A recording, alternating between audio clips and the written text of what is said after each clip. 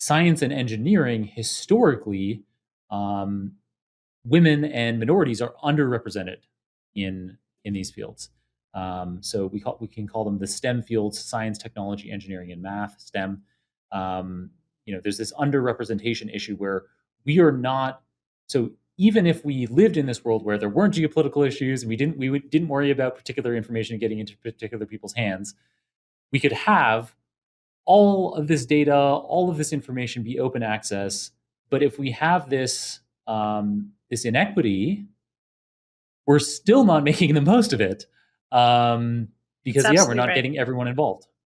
Yeah, I agree wholeheartedly. I think about it in terms of that brain power. I think about, think of what's lost when you don't have a whole participation, of a population in solving certain problems.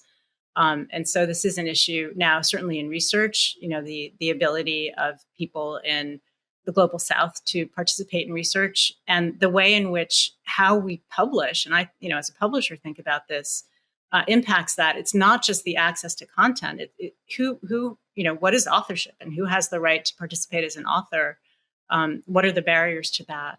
This is a big issue right now, in open access models. And I'd love to come back to that if you'd want to talk more about it. I think where you were going was around our interest at the press in publishing as many diverse, marginalized voices that previously have been underrepresented, and how that even changes, how we think about the definition of what science is.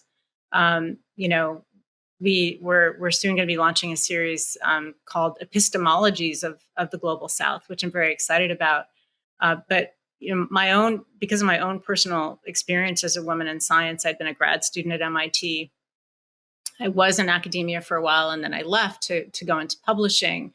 I felt like it wasn't a level playing field for men and women at all. And when I decided to come back to MIT in this role as director of the press, one of the things I really wanted to do was to use that privileged position to provide opportunities for women to publish about their STEM work, to create a platform for books that would inspire kids, and especially young women and young girls, into careers in science and technology. We've gone fully in that direction now, both in books that we're publishing at the MIT Press and in partnership with a children's publisher as well.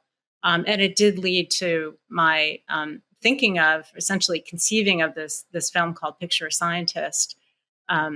And yes, yeah, and through that, I really wanted to to pay homage to these women that I had known, some of whom I had known when I was a grad student at MIT in the 80s, and that I had heard about through the years of having essentially gotten the president of MIT to admit in 1999, which seems like it's not too long ago, that women were being discriminated against in the resources they had access to, how they were being compensated, in the opportunities that they had access to, the size of their labs.